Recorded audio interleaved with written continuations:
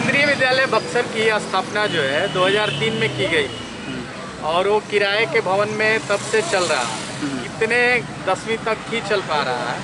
10वीं के बाद कितने बच्चे वहाँ से पास आउट हो गए और वो केंद्र सरकार का ही स्कूल है और उसके बाद भी आज तक उसको अपना भवन नहीं मिल पाया क्योंकि वहाँ अपनी ज़मीनें नहीं मिल पाई आज भी। लेकिन फिर भी जो भी सुविधाएं मिली बच्चों को उसके बदौलत वो बच्चे PMCA, एम्स जैसे गए। हमारे अब मुझे ही देख लो, मैं भी वहीं से पढ़ने के बाद 10वीं के बाद मैं भी यहाँ दिल्ली तक पहुँचा और मॉडल यूनाइटेड नेशन के माध्यम से बहुत सारे देशों में जाने का भी मुझे मौका मिला। तो मैं ये मानता हूँ कि अगर केंद्रीय विद्यालय का अपना अगर भवन हो और अपनी तमाम तरह की जो सुविधाएं हैं, जिस तरह से केंद्रीय विद्यालय का एक रोड मैप है, जिस तरह से केंद्रीय विद्यालय का एक अपना फुल फ्लेज प्लानिंग होता है, तो उस तरीके से लाखों हजारों छात्रों का भला हो सकता है। और ख़ास करके ये माननीय प्रधानमंत्री नरेंद्र मोदी जब बक्सर गए थे तो उन्होंने कहा था कि मैं बड़ी काशी से चुनाव लड़ रहा हूँ और अगर बड़ी काशी में विकास की गंगा मैं बहाऊंगा तो छोटी काशी भी महरूम नहीं रहेगा। और आज स्थिति ये देख लीजिए कि 2013-14 से लेकर अब 2020 हो गया। डबल इंजन की सरकार है, बिहार में भी भाजपा है, दिल्ली में भी भाजपा है, केंद्र में भी भाजपा है, लेकिन आज तक केंद्रीय विद्यालय को ज़मीन तक नहीं मिल पाई है। तो इसी मुद्दे को लेकर हम लोग पिछले 1 साल से ये पूरा मूवमेंट हम लोग का चल रहा है कि केंद्रीय विद्यालय अपनी ज़मीन मांगे। ज़मीन तो मिल ही नहीं पा रहा है ना, लेकिन दिक्कत की और भी चीज़ें हैं।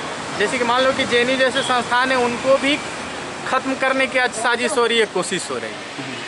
आप नया तो बना नहीं पाए, जो ऑलरेडी जहाँ गरीबों के बच्चे पढ़ रहे हैं, जहाँ ऑलरेडी लोग वहाँ से निकल के गरीबी से अपनी चीज़ों को आगे बढ़ा रहे हैं, देश के अर्थव्यवस्था में, देश के सामाजिक उत्थान में भागीदारी दे रहे हैं, उन चीज़ों को भी आप नहीं कर पा रहे। मैं तो ये कहता हूँ कि जवाहरलाल नेहरू यूनिवर्सिटी जैसे संस्थान हर राज्य में होने चाहिए, हर ज़िले में होने चाहिए, लेकिन आपको उसके लिए जो प्लानिंग है, जो प्रोग्रामिंग है, उस चीज़ को इम्प्लीमेंट करना पड़ेगा, धरातल पर उतारना पड़ेगा। सिर्फ कागज़ों में हवाई बातें कर देने से, होर्डिंग लगा देने से चीज़ें नहीं होती हैं। आपको लगता है कि ज़मीनें मिलेगी या सरकार बदलना पड़ेगा उसके लिए? क्योंकि उपेंद्र जी ने बाकी जो उपेंद्र कुशवाहा ने इसके लिए आमरण अनशन भी किया था, क्योंकि बिहार में जो भी 2003 के बाद से जो भी केंद्रीय विद्यालय खुले हैं, उन तमाम केंद्रीय विद्यालयों को कोई भी ज़मीन नहीं मिली है। और नीतीश कुमार ने कह दिया है कि अगर केंद्रीय विद्यालय को अगर ज़मीन चाहिए तो केंद्रीय विद्यालय अपने ज़मीन खुद खरीदे। तो अब एक बात बताइए कि जब राज्य सरकार ज़मीन ही नहीं देगी तो केंद्रीय विद्यालय, कोई भी केंद्रीय संस्थान ज़मीन खरीदेगा कहाँ से? क्योंकि NOC जो होता है, NOC राज्य सरकार ही देती है और केंद्रीय विद्यालय को ज़मीन भी अलॉटमेंट हो गया, लेकिन राज्य सरकार NOC नहीं दे रही है।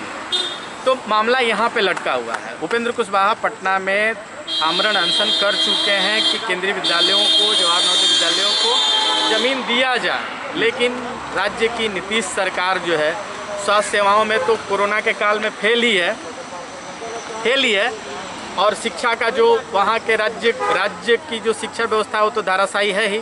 थोड़े बहुत जो भी केंद्रीय शिक्षण संस्थान जो बचे हुए थे, जिनके बदौलत थोड़ा अपलिफ्टमेंट हो रहा था, उसको भी ये अपग्रेड और इनलार्जमेंट नहीं होने दे रहे हैं। क्योंकि इससे अगर केंद्रीय विद्यालय और जवाहर नवोदय विद्यालय ज़्यादा से ज़्यादा एस्टेब्लिश होंगे, वहाँ से बच्चे पढ़ के निकलेंगे तो सवाल करेंगे और हर सरकार को सवाल से डर लगता है।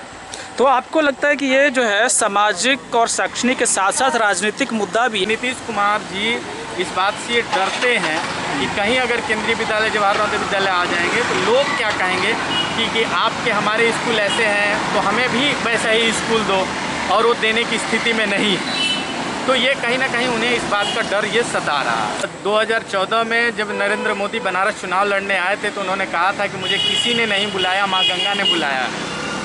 तो माँ गंगा जो है वो सबकी माँ है। तो गंगा की वजह से ही पूरा गंगा का फर्टाइल लैंड है, ये सब लोग जानते हैं। किसान उपज करता है तो पूरे देश का पेट भरता है, ख्याल रखने की जिम्मेदारी है।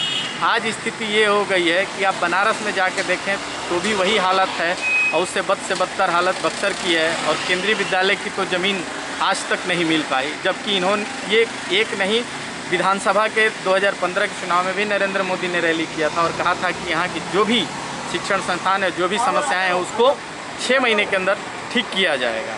और आज आप देखिए कि 7 साल होने को आ गए, ना तो केंद्रीय विद्यालय को ज़मीन मिला, ना बक्सर में कोई हॉस्पिटल खुले, और बनारस में क्या विकास हुआ है ये पूरी दुनिया जान ही रही है। पंकज जी, आप युवा नेता हैं, आपका बहुत बहुत आभार, और आशा करता हूं कि आपकी जो मेहनत है वो रंग लाएगी और आप जो है राजनीति में भी अच्छा करें। धन्यवाद। धन्यवाद।